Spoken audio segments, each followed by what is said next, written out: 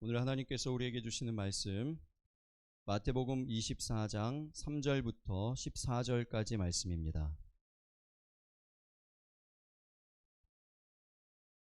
예수께서 감람산 위에 앉으셨을 때에 제자들이 조용히 와서 이르되 우리에게 이르소서 어느 때에 이런 일이 있겠사오며 또 주의 임하심과 세상 끝에는 무슨 징조가 있사오리이까. 예수께서 대답하여 이르시되 너희가 사람의 미혹을 받지 않도록 주의하라. 많은 사람이 내 이름으로 와서 이르되 나는 그리스도라 하여 많은 사람을 미혹하리라. 난리와 난리 소문을 듣겠으나 너희는 삼가 두려워하지 말라. 이런 일이 있어야 하되 아직 끝은 아니니라. 민족이 민족을 나라가 나라를 대적하여 일어나겠고 곳곳에 기근과 지진이 있으리니 이 모든 것은 재난의 시작이니라. 그때에 사람들이 너희를 환난에 넘겨주겠으며 너희를 죽이리니 너희가 내 이름 때문에 모든 민족에게 미움을 받으리라. 그때에 많은 사람이 실족하게 되어 서로 잡아주고 서로 미워하겠으며 거짓 선지자가 많이 일어나 많은 사람을 미혹하겠으며 불법이 성함으로 많은 사람의 사랑이 식어지리라. 그러나 끝까지 견디는 자는 구원을 얻으리라. 이 천국 복음이 모든 민족에게 증언되기 위하여 온 세상에 전파되리니 그제야 끝이 오리라. 아멘. 지난 주간에 밴드 오브 브라더스라는 그 전쟁 드라마, 아주 오래된 전쟁 드라마를 보았습니다. 그 전쟁터 안에서 일어났던 일들을 아주 생생하게 실제적으로 이렇게 만들어서 그때 당시에도 많은 사람들이 보았던 그런 드라마입니다. 20년 됐어요. 20년 전에 저도 그 홀 시리즈를 10편이거든요. 홀 시리즈를 다 본 기억이 있습니다. 근데 제가 이제 군인과 같이 살아서 그런지 그 드라마를 다시, 그 오래된 드라마를 다시 꺼내서 보게 되었는데 보면서 이런 장면이 있었나 싶은 그런 순간이 있는 거예요. 잠깐 그 스치듯이 지나가는 한 장면이었는데 그게 뭐냐면 이 한참 치열하게 막 총격전을 벌이고 있습니다. 독일군하고 이 미국군하고 이제 한참 총격전을 막 벌이고 있습니다.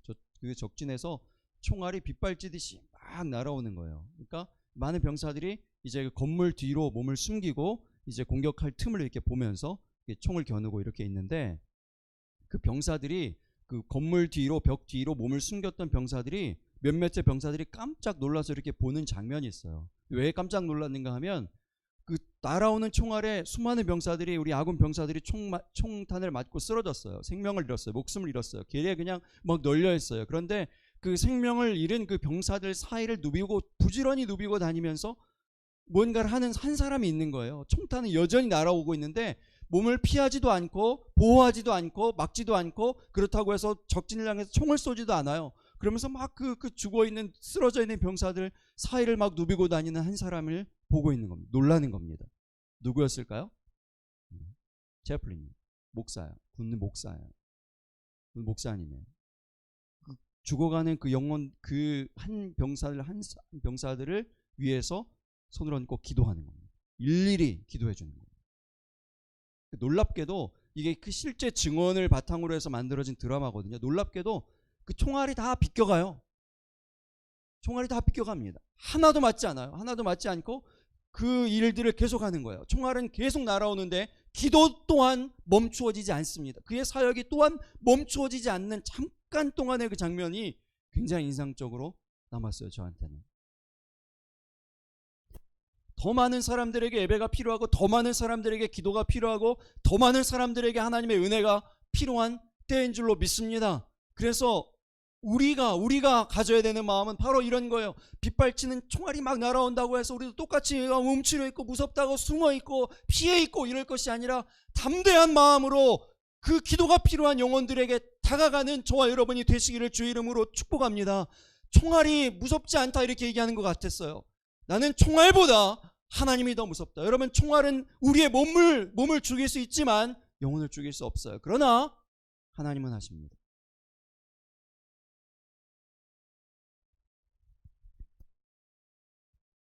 어느 분이 저한테 물어요. 목사님, 이 코로나 사태가 언제 끝날 것 같으신가요? 언제쯤 끝날까요? 이렇게 물어요. 제가 뭐라고 대답을 했을까요?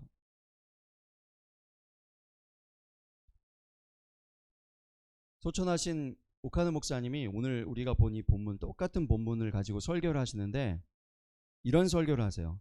이단들의 공통된 특징 하나, 뭐냐면 시원한 대답을 한다는 거예요. 모든 사람들이 듣기 원하는 속 시원한 대답을 해준다는 거예요. 이단들의 공통된 특징이 그거예요. 몇 년, 몇 월, 며칠 주님이 오십니다. 주님이 재림하십니다. 휴거가 일어납니다. 주님이 말씀하셨습니다. 분명히 제게 말씀하셨습니다. 이렇게 속 시원하게 얘기해 준다는 거죠. 그런데 오늘 본문을 보면 주님은 언제 이런 일이 일어나겠습니까? 제자들이 물었는데도 그에 대한 대답을 하시지 않습니다. 언제에 대한 대답은 하시지 않고 어떻게에 대한 대답만 하셨어요. 어떻게 살아야 된다, 어떻게 이 시대를 지내야 된다라는 말씀만 하셨다는 거예요. 그러면서 오카노 목사님의 결론을 그렇게 내립니다. 주님도 모른다고 하신 그 언제에 대해서 관심을 가질 것이 아니라, 누가 언제에 대해서 얘기한다고 해서 마음을 요동하게 할 것이 아니라, 흔들릴 것이 아니라, 우리는 현재 우리에게 주어진 그 일들을 그냥 성실하게 잘 감당하면 된다는 거예요. 결론, 심지어는 이렇게 얘기하셨어요. 만약에 주님이 오늘 내가 오후 5시쯤에 내가 오겠다 이렇게 말씀하신다 해도 오전까지는 우리가 하던 일 그대로 하시라는 겁니다. 그렇게 하시기를 주의 이름으로 축복합니다. 그것이 요동하지 않는 것입니다. 휩쓸리지 않는 것입니다. 혹 우리 가운데 이러한 이 사태 때문에 점점 더 번져가는, 이게 뭔가 이렇게 진정되어지지 않고 뭔가 계속 우리를 불안하게 하고 염려하게 만드는 일들이 계속 번져간다 할지라도 두려워하지 않고 불안하지 않게 되실 수 있기를 바랍니다. 혹 불안하신 분이 있습니까? 염려가 조금이라도 틈타고 계신 분이 있습니까? 하나님의 말씀, 평안의 복음을 더욱 붙잡으실 수 있기를 예수님 이름으로 축복합니다.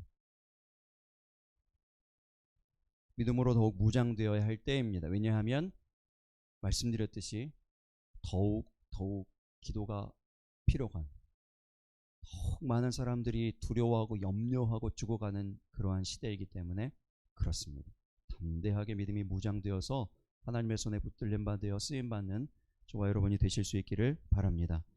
제자들의 이 언제입니까? 어떤 징조가 있겠습니까? 이런 질문에 예수님께서 대답을 해주셨는데, 예수님의 그 대답을 명령어 중심으로 정리해보면 세 가지입니다. 첫 번째, 주의하라입니다. 주의하라. 4절 말씀 우리 다시 보겠습니다. 본문 4절입니다. 예수께서 대답하여 이르시되 너희가 사람의 미혹을 받지 않도록 주의하라. 여러분 4절 말씀을 잘 보세요. 무엇을 주의하는 것입니까? 여러분 이 말씀을 많은 사람들이 오해하는데, 사람을 주의하는 것이 아닙니다. 우리가 사람의 미혹을 받지 않도록 주의해야 되는 것입니다. 그러니까 주의해야 되는 대상이 누구예요? 사람이 아니에요. 어떤 사람이 아니에요. 우리가 주의해야 되는 거예요. 우리가 미혹을 받지 않도록 주의해야 되는 것입니다. 5절을 보세요. 5절 계속 보세요. 많은 사람이 내 이름으로 와서 이르되 나는 그리스도라 하여 많은 사람을 미혹하리라. 11절도 보겠습니다. 11절에 거짓 선지자가 많이 일어나 많은 사람을 미혹하겠으며, 불법적인 사람들, 불법의 일들이 많이 일어납니다. 지난주에도 말씀드렸듯이 미래는 핑크빛이 아니에요. 점점 더 무너져 갈 것입니다. 그러면서 일어나는 일들이 무엇인가 하면 10절과 12절이에요. 10절, 그때 많은 사람이 실족하게 되어 서로 잡아주고 서로 미워하겠으며, 12절에 불법이 성함으로 많은 사람의 사랑이 식어지리라. 자기가 그리스도라 라고 얘기하는 사람들, 거짓 선지자들, 미혹하는 사람들, 불법을 아무렇지도 않게 행하는 사람들, 이름은 선지자인데 직분은 있는데 불법을 여전히 행하는 이런 사람들 때문에 점점 사람이 사람을 믿지 못하게 됩니다. 목사라고 해도 그대로 믿을 수 없고, 교회를 다닌다고 해도 어떤 교회인지 무슨 교회인지 다 따져보아야 되는 그런 시대가 되었습니다. 물론 분별이 필요합니다. 뱀 같은 지혜가 필요합니다. 하지만 뱀 같은 지혜를 가지라고 했지 뱀 같은 눈을 가지라고 하시지 않으셨어요. 사람을 보고 뱀 같은 눈을 뜨고 저 사람 이상한 사람 아니야, 이렇게 쳐다보라는 말씀이 아닙니다. 다시 한번 말씀드리지만 사람을 주의하라고 하지 않았어요. 이런저런 사람들이 많이 있을 것인데, 미혹하는 사람들이 많이 일어날 것인데, 심지어 나는 내가 그리스도다 이렇게 얘기하는 사람들도 나타날 것인데, 그런 사람들에게 미혹을 받지 않도록 너희가 주의하라 이렇게 말씀하신 겁니다.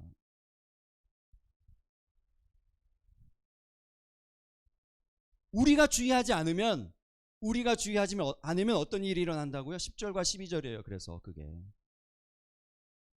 실족하게 되고, 서로 잡아주고, 서로 미워하게 되고요. 미움이 생긴다고요. 우리가 주의하지 않으면, 어떤 사람을 주의하지 않으면이 아니고 우리가 우리를 주의하지 않으면 서로 미워하게 된다고요. 그리고 12절에도 보면 사랑이 식어진답니다. 이렇게 되지 않도록, 미혹받지 않도록, 그러니까 세상에 물들지 않도록, 세상에 어떤 악한 사람들, 우리를 미혹하려고 하는 사람들, 불법을 행하는 사람들, 내게 그러므로 말미암아 나를 해치는 그런 어떤 사람들로부터 우리를 지켜내라는 말씀입니다. 그렇게 될 수 있도록 하나님께 은혜를 구하고 더욱 믿음을 구할 수 있는 저와 여러분이 되시기를 예수님 이름으로 축복합니다. 한 목사님이 어떤 성도의 그 가정에 신방을 했는데, 이제 집 앞에다가 차를 세우고 집으로 들어가는 길에 그 메일맨을 만났어요. 메일맨은 매일 다니겠죠. 집 앞으로 매일 다니는데 그 성도가 그 메일맨에게 하이 하고 반갑게 인사를 합니다. 근데 그 메일맨이 본 척도 안 해요. 들은 척도 안 합니다. 대꾸를 안 하고 그냥 분명히 들었을 텐데, 분명히 보았을 텐데 그냥 무시하고 지나갑니다. 근데 목사님이 좀 무안해가지고, 아니 저 사람 무슨 일 있어요? 왜 그래요? 성도가 대답하기를 저 사람 매일 그래요. 목사님 다시 물어요. 아니 매일 그러는데 왜 똑같이 또 인사를 합니까? 이 성도가 아주 놀라운 은혜로운 대답을 하는 거예요. 목사님, 저는 저 사람의 저 태도가 내가 해야 될 의무에 대해서 영향을 주게 하고 싶지 않기 때문에 그렇습니다.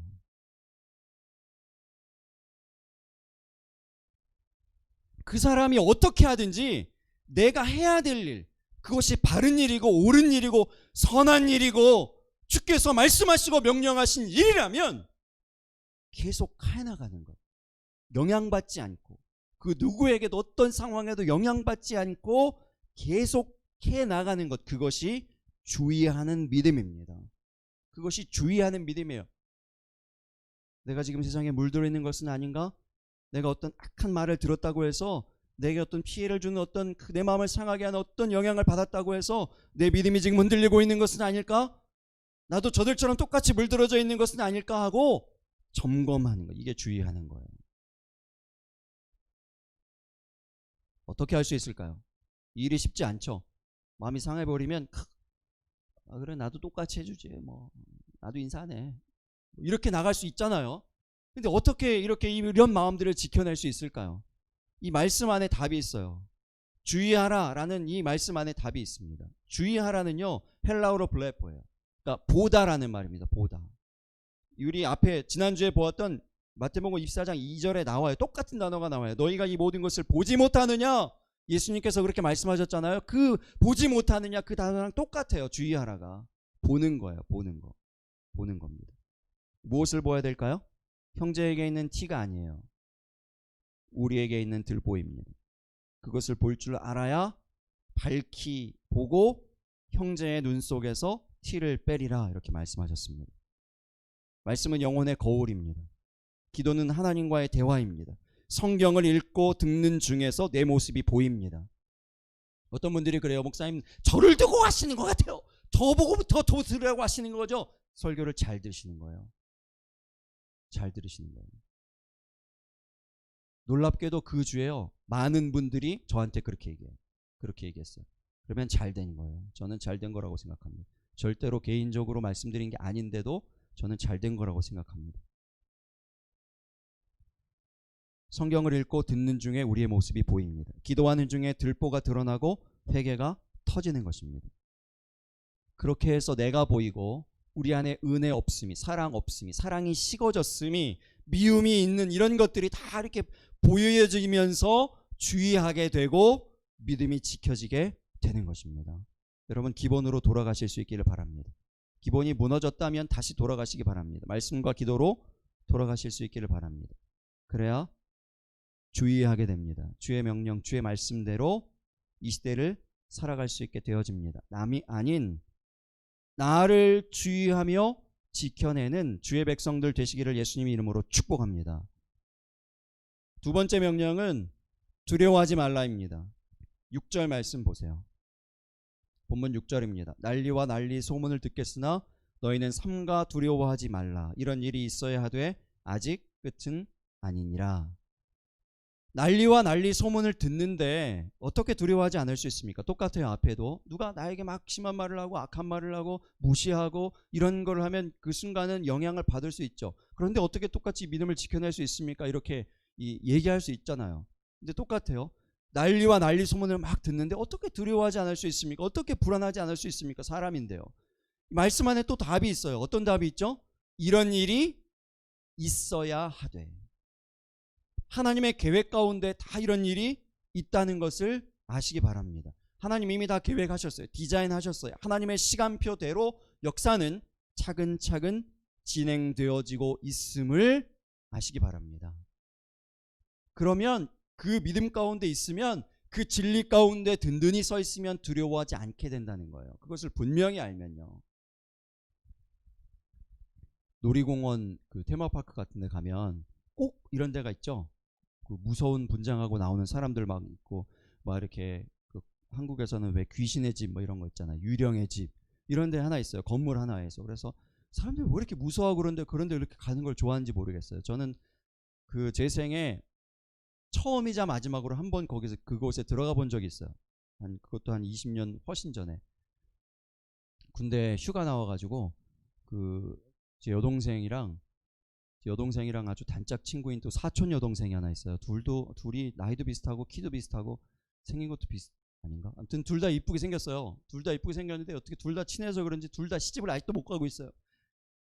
40도 훨씬 넘었는데. 아무튼 하나님 계획이 다 있으시겠죠. 네.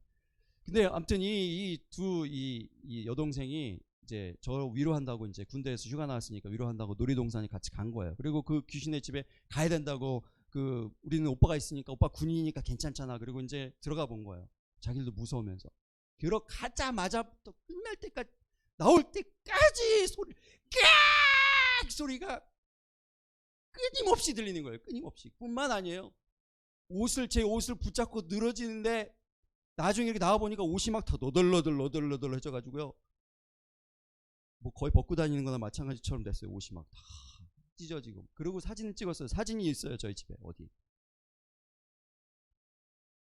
모든 사람들이 막 소리 지르고 무섭다 그러고 막 그러는데, 그 안에 있는 사람들 중에서 유일하게 소리 안 지르고 캄하고 침착한 사람들이 있죠.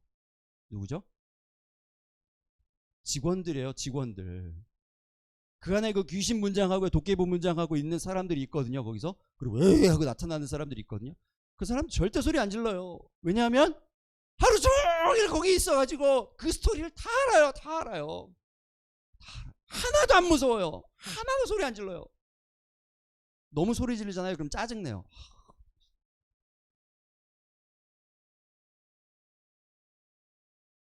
다 알기 때문에 그래요. 이미 다 결말을 다, 내용을 다 알기 때문에 그래요. 충분히 알기 때문에.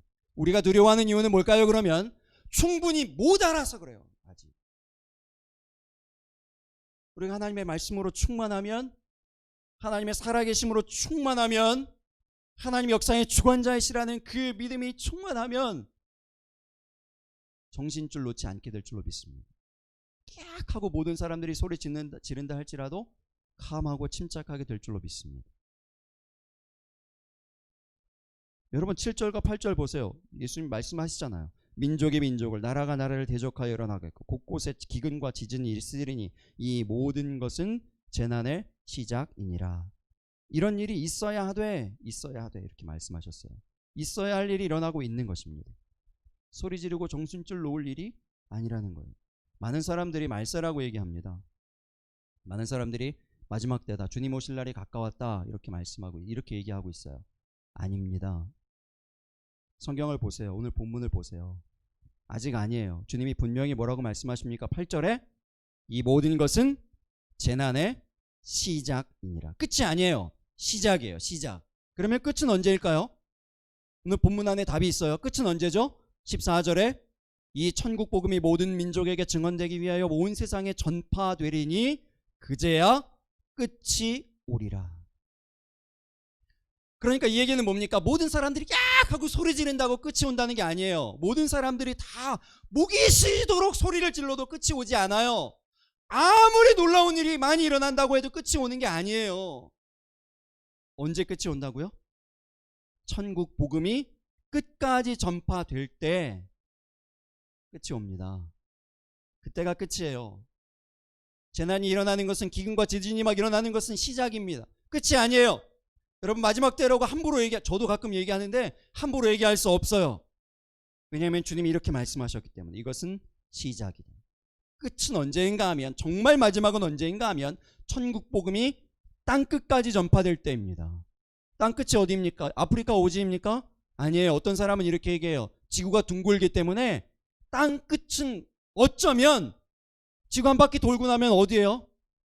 제가 만약 옆으로 이렇게 돌았다고 칩시다. 옆으로 쫙 돌았어요. 지구를 한 바퀴 쭉 돌아서, 그러면 맨 끝은 어디겠습니까? 옆이에요. 바로 제 옆이에요. 내 바로 옆에 있는 사람에게 복음을 전하는 것, 그것이 땅끝까지 복음을 전하는 것이 될 수도 있다는 것입니다. 가까이에 있어요. 언제 코로나 사태가 끝나느냐고, 목사님 언제 코로나 사태가 끝납니까? 이렇게 물었던 사람에게 제가 대답했어요. 제가 만약에 그 순간에 정말 순간적으로요, 아, 이단이 이렇게 해서 이단이 되겠구나, 그런 생각이 확 드는 거예요. 저는 정말 그분이요, 저를 신뢰하고 목사님 존경하는 마음으로 물었다는 것을 알거든요. 그때 제 마음에 욕심이 어떤 게 확 올라오는가 하면, 와, 이때 시원한 대답을 딱 해주면, 이야, 이분이 그냥 바로 우리 교회에 등록한다 그러겠다, 이런 생각이 딱 드는 거예요. 아, 집사님, 제가 주님께 말씀을 들었는데 8월 31일 오후 1시에 딱 이 일이 끝난다고 그러십시다. 여러분, 요것만 딱 들으시고 편집하시는 악한 분들이 없게 되시길 바랍니다. 제가 지금 말도 잘 안 나오려고 그러네. 근데 아무튼 이거는 편집하시면 안 돼요. 이렇게 얘기하지 않았어요. 뭐라고 얘기했는가 하면, 글쎄요, 끝. 여러분, 저 아시죠? 저희 성도님들은 저 아실 거예요. 대답 절로 길게 안 해요. 글쎄요. 그리고 말았어요. 그리고 오히려 제가 그분에게 물었습니다.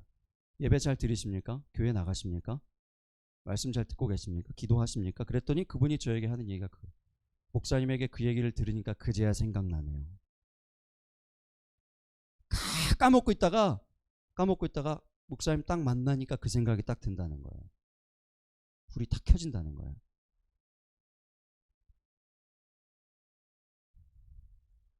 예배하시기 바랍니다. 기도하시기 바랍니다. 이 말씀 들으셔야 됩니다. 그렇게 이제 전도하고 말았어요. 전도로 마쳤어요. 언제 관심을 가졌던 그분의 시각을 좀 그래도 바꿔드렸다고 생각해요. 지금 예배하시는 게 더 중요합니다. 언제 끝날까요? 언제 이런 일, 그것보다 지금 매일 예배 드리시는 것이 중요합니다. 그분 하신 얘기가 그래요. 제가 그래서 조금 다른 인사이트를 갖게 됐어요. 그분이 주일에도 비즈니스를 해서 전화기로 보고 예배를 드리는데 중간에 전화가 온대요. 전화를 받으면 예배가 끊어지는 거예요. 예배가 중간에 끊기는 거예요. 방송만 끊기는 게 아니라 예배에 집중하던 자기 영성도 끊기는 거예요. 그래서 제가 그래서 말씀드리는 거예요. 예배 중간에 전화가 오면 정말 중요한 전화가 아니면 받지 마시기 바랍니다. 그리고 혹 정말 받아야 될 것 같으면 정말 빨리 받고, 내가 예배 중이니까 예배 마치고 통화하자고 하시고 다시 예배를 드리셔야 돼요. 다시 집중하실 수 있도록 하실 수 있기를 바랍니다. 어려워요. 힘들어요. 그러나 그럼에도 불구하고 예배에 집중하시기 위해서 애쓰실 수 있기를 바랍니다. 왜냐하면 예배해야 믿음으로 무장되어지고 주께서 이 말씀하신 말씀대로 우리가 살아가게 되어지고, 우리를 통해서 한 영혼이라도 구원하게 되어지고 살리는 일들을 할 수 있기 때문에 그렇습니다. 여러분, 예배하실 수 있기를 바랍니다. 여러분, 전도할 때 제가 보니까 예전보다 조금 더 쉬워진 면도 있어요. 링크를 그냥 전해주시는 거예요. 우리 교회에 링크를 그냥 여기 이제 온라인 예배에 그 예배당에 꼭 오지 않으셔도 또 제가 또 한 번 만난 분에게 또 전도 한 분이 있는데 그분도 마찬가지예요. 주일에 막 일을 하시고 이러니까 미국 와가지고 한 번도 예배를 못 드렸대요. 원래 천주교 다니셨던 분인데 이 마음이 열려 있어요. 그래서 그분에게도 똑같이 복음을 전했습니다. 교회 오시라고. 예배에 교회 오시지 어려면 온라인 예배 있으면 온라인 예배 오시라고. 말씀을 들으셔야 된다. 매주 예배 드리셔야 된다고 그렇게 말씀드렸어요. 그리고 링크를 전해주는 거예요. 믿지 않는 사람들이, 믿음을 잃어버린 사람들이 가장 듣기 좋아하는 한마디가 있어요. 리서치를 했어요. 설문조사를 했어요. 뭔지 아십니까? 기도하겠습니다. 더 긴 말이 필요 없어요. 워낙 많은 것들을 보아왔어요. 이미 다 알고 있어요. 그래서 많은 말들보다 효과적인 한마디 전도는요, 기도하겠습니다. 이 얘기를 해요. 기도하겠습니다. 그리고 정말로 기도하셔야 돼요. 그분에게 기도하겠습니다. 그러면 그분의 이름을 부르면서 일주일 동안 최소한 한 번 이상 기도하실 수 있기를 바랍니다. 그 영혼이 돌아올 수 있도록, 구원받을 수 있도록. 여러분, 끝을 두려워하기만 하고 소리 지르는 것은 세상 사람들과 똑같이 사는 거예요. 우리는 끝을 두려워하는 것만 아니라 끝을 오게 하는, 끝을 만들어내는, 주의 날을 만들어내는 그런 사람 되어야 될 줄로 믿습니다. 그렇게 사시기를 주의 이름으로 축복합니다. 세 번째 명령은 견디라입니다. 13절 말씀 보세요. 오늘 본문 13절입니다. 그러나 끝까지 견디는 자는 구원을 얻으리라. 여기서 끝은 언제 온다고요? 복음이 온 세상에 전파되는 때 끝이라고 했어요. 끝이 지금 언제인지 아무도 몰라요. 이게 코로나가 끝날 때쯤 끝인가, 뭐 어떤 더 많은 전염병의 전쟁이 그때쯤 끝인가? 아니라고요. 복음이 전파되는 때, 끝까지 전파되는 때, 그때가 그때입니다. 그래서 견딘다는 의미는요, 수동적인 의미가 절대로 아니에요. 그냥 이런 사태가 다 지나가도록 잘 참고 그냥 기다리기만 하면은 그냥 이 사태가 끝나는 게 아니에요. 여러분, 아까 영화 말씀드렸죠? 드라마 말씀드렸죠? 총알이 막 빗받친다고 해서 제가 건물 뒤에 막 이렇게 숨어있고 총알 끝날 때까지 기다리면 다 끝이 오겠지. 끝이 올까요? 아니에요. 제가 그 드라마를 보면서 한 가지 깨달은 게 있는데요. 총알이 이렇게 이 아군이 막 앞으로 가는데 총알이 막 날라와요. 보통 사람 같으면요, 후퇴, 풀백 그럴 것 같아요. 실제로 그런 지휘관도 있었어요. 그럴 것 같았어요. 순간적으로 막 총알이 너무 많이 날라오니까. 그런데 그 드라마 속에서 나온 그 주인공과 그 부대원들은요, 총알이 날라오는데 앞으로 가라 그래요. 희생자가 조금 있지만 앞으로 가라 그래요. 앞으로 계속 가라 그래요. 뒤로 물러나지 말라 그래요. 계속 가라 그래요. 결국은 그곳을 점령해요. 그리고 앞으로 전진해 갑니다. 그리고 그런 경험들이 쌓이면 쌓일수록 어떻게 될까요? 더욱 앞으로 가는 거예요. 폭탄이 떨어져도 앞으로 가는 거예요. 견디다는요, 수동적인 의미가 아니에요. 그냥 피해만 있는 것이 아니에요. 때를 기다리는 것이 아니에요. 그 끝까지, 끝을 만들어낼 때, 끝을 볼 때까지 뭔가 하는 거예요. 저 사람이 인사를 안 했어요. 그래? 나도 안 해. 저런 사람이 다 있어. 나도 인사 하나 봐라. 아니 그딴 식으로 나한테 얘기를 해. 나도 말을 곱게 하나 봐라. 이제 막 나가는 거야. 우리 이제 이 세상에 이상한 사람들이 너무 많으니까 최대한 사람 많이 안 만나고 접촉을 피하고 조용히 잠그고 참고 살면 시간이 지나고 때가 되면 끝이 오는 겁니까? 아니라고요.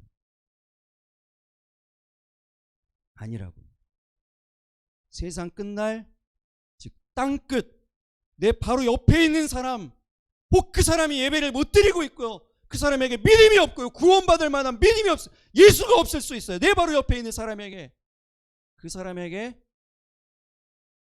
나도 힘들지만, 나도 위험을 느끼지만 복음을 전하고요. 그렇게 되어지기 위해서 뭐 해야 된다고요? 먼저 우리 자신을 주의하고요. 내 안에 사랑이 있는지, 복음이 있는지, 믿음이 있는지, 악한 영향을 받진 않았는지 점검하고요. 그 하나님의 사랑이 흘러 넘치고 있으면요, 내가 인위적으로 노력하지 않아도 누군가를 만나게 되면 나갑니다. 이 수가 나갑니다. 말씀이 나갑니다. 그렇게 하는 것이 견디는 거예요. 견디는 거예요. 이 일을 혼자만의 힘으로 하라고 말씀하시지 않았어요. 우리에게 주어진 약속이 또한 있습니다. 이런 말씀을 보면서 우리가 연결해서 꼭 보아야 되는 말씀이 있는데요. 요한계시록 7장 1절부터 3절까지의 말씀입니다. 1절부터 요한계시록 7장 1절부터 3절까지의 말씀, 우리 천천히 제가 읽겠습니다. 잘 따라서 여러분들도 읽어주시기를 바랍니다. 이 일 후에 내가 내 천사가 땅 내 모퉁이에 선 것을 보니 땅의 사방의 바람을 붙잡아 바람으로 하여금 땅에나 바다에나 각종 나무에 불지 못하게 하더라. 또 봄에 다른 천사가 살아계신 하나님의 인을 가지고 해 돋는 데로부터 올라와서 땅과 바다를 해롭게 할 권세를 받은 내 천사를 향하여 큰 소리로 외쳐 이르되 우리가 우리 하나님의 종들의 이마에 인치기까지 땅이나 바다나 나무들을 해치지 말라 하더라. 여러분, 이 말씀의 의미를 아시겠습니까? 우리 하나님이 보호하신다는 거예요. 하나님의 백성들을 보호하시고 지키신다는 것입니다. 하나님이 돌보십니다. 여러분, 이 다음 절, 이 화면에 없는데요. 요한계시록 7장 이제 이 다음 절 4절부터 나오는 이 말씀, 유명한 그 숫자가 나와요. 어떤 숫자인지 아세요? 구원받는 사람의 숫자가 나옵니다. 14만 4천이 나와요. 14만 4천에 대한 설명이 쭉 나옵니다. 여러분, 이 말씀을 보면서 어떤 사람들은 14만 4천 명이 구원받는 사람 숫자다 이렇게 얘기하는 사람이 있는데 잘못됐습니다. 성경에 나오는 모든 숫자는 상징적인 의미가 있어요. 마틴 로이드 존스 목사님의 책을 보니까, 아름다운 종말이라는 그 책 안에 보니까 14만 4천이라는 그 숫자 안에 담겨져 있는 상징적인 의미가 잘 설명되어 있습니다. 3, 숫자 3, 숫자 3이 상징하는 건 뭘까요? 성부, 성자, 성령, 삼위일체 하나님이에요. 그러면 반대로 숫자 4가 상징하는 건 뭘까요? 우리 신목사님 통해서 계속 다니엘서 말씀 보고 있죠?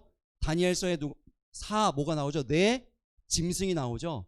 오늘 우리가 읽었던 요한계시록에도 네 천사가 네 모퉁이에서 나왔어요. 그러니까 이 얘기는 뭐냐면, 이 4는요 세상을 상징해요. 세상, 이 땅, 온 땅을 상징하는 것입니다. 3은 삼위일체, 4는 세상이에요. 3하고 4를 곱하면 얼마죠? 12래요. 12.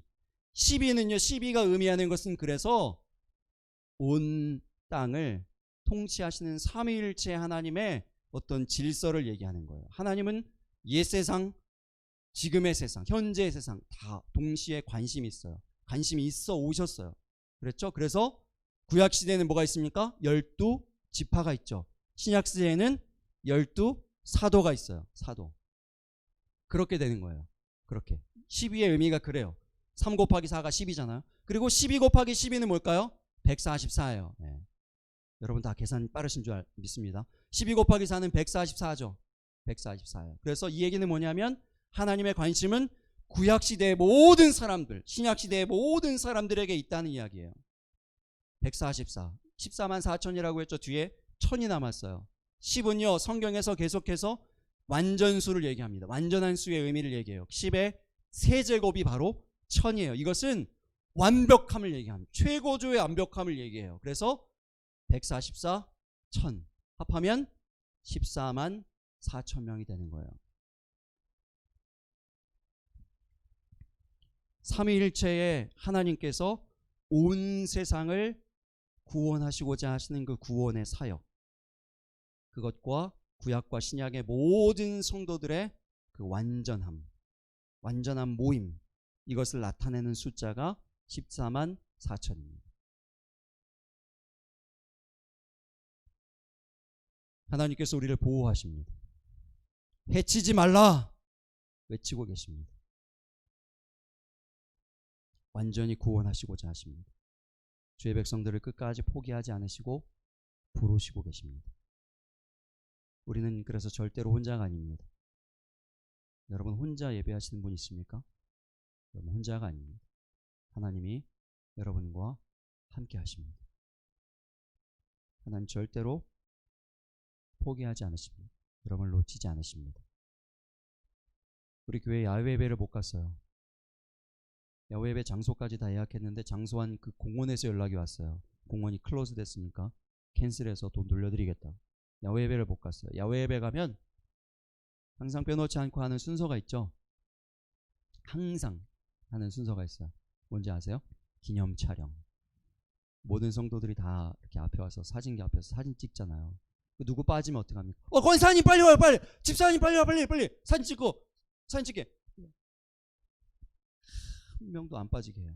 사진 찍는 사람이요, 누구 얼굴 안 보이면요, 목사님 좀 옆으로 좀 가세요. 뒤에 누가 안 보여요. 뭐 이렇게 다 얼굴 나오게 하려고 하죠. 한 사람도 안 빼놓게 하려고 하죠. 이것이 하나님 마음입니다. 하나님 마음이 이러하심을 기억하시기 바랍니다. 한 분 한 분을 놓치지 않으십니다. 포기하지 않으시고 끝까지 사랑하십니다. 그 사랑을 힘입어 견디는, 수동적으로가 아니고 능동적으로 견디어내는 저와 여러분이 되실 수 있기를 바랍니다. 주의하고 두려워하지 않고 견디는 주의 백성들 다 되시기를 예수님 이름으로 축복합니다. 우리 함께 기도하겠습니다. 말씀을 기억하고 이 말씀이 우리의 삶에 적용되어지는 기도, 결단하는 기도, 우리 함께 여러분의 목소리로 우리 하나님께 올려드리겠습니다. 함께 기도합니다.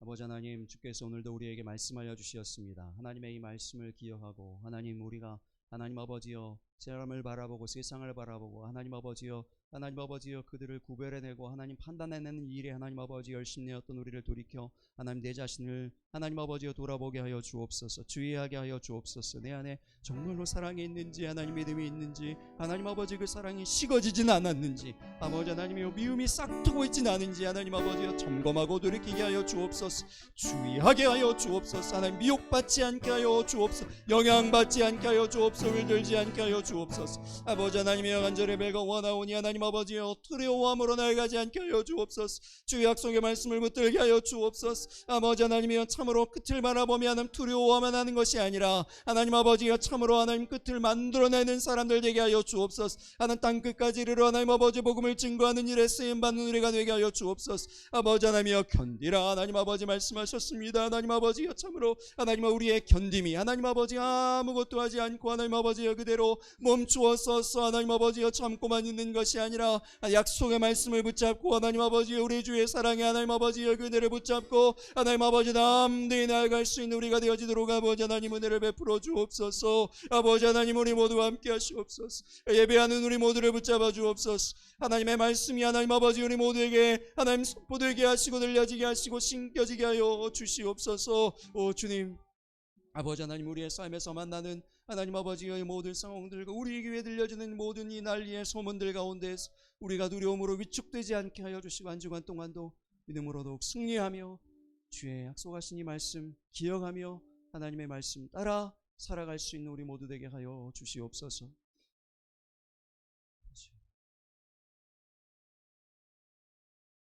우리가 미혹되지 않도록, 세상에 미혹되지 않도록 우리를 늘 점검하고 지키며 우리에게 늘 말씀 주시는, 은혜 주시는 그 하나님 앞에 나아갈 수 있는 우리가 되게 하여 주옵소서. 기본을 회복하게 하여 주옵소서. 무너진 것을 다시 일으켜 세우게 하여 주옵소서. 아버지 하나님 또한 두려워하지 않는 영성, 담대한 믿음들 되게 하여 주옵소서. 하나님, 끝은 모두가 두려워한다고 해서 오는 것이 아니라 복음을 끝까지 전할 때에 온다는 사실을 기억하고 역사의 주관자 되시는 오직 한 분, 그 때를 아시는 그가 하나님께 우리를 드리고 우리를 맡기고 시간을 드리고 또 영광스럽게도 그 하나님의 손에 붙들린 바 되어서 우리의 삶의 자리에서 그 작은 모습이라도 작은 순간이라도 쓰임받기를 위하여서 사는, 그 쓰임받을 때 누리는 그 보람과 기쁨과 그 감격들을 체험하면서 사는 우리가 되게 하여 주옵소서. 아버지 하나님, 또한 견디는 것은 그냥 참고 때를 기다리는 것이 아님을 우리가 보았습니다. 하나님, 나아가 복음을 전할 수 있는 우리가 되게 하여 주옵소서. 담대히 외치는 우리가 되게 하여 주옵소서. 우리의 담대함 뒤에 해치지 말라 보호하시는, 우리와 늘 함께 하시는 그 하나님이 있음을 늘 기억하게 하여 주옵소서. 한 주간 동안도 살아가는 이때를 우리가 함부로 마지막이라고 정의하지 않고 겸손히 하나님께 이 때를 맡겨드리며 그 마지막 정말 끝이 올 수 있게 그 꽃을 아름답게 만들어내는, 아름다운 종말을 만들어낼 수 있는 그런 아름다운 성도들 다 될 수 있도록 우리 모두와 함께하여 주시옵소서. 사랑 많으신 예수님 존귀하신 이름으로 기도합니다. 아멘.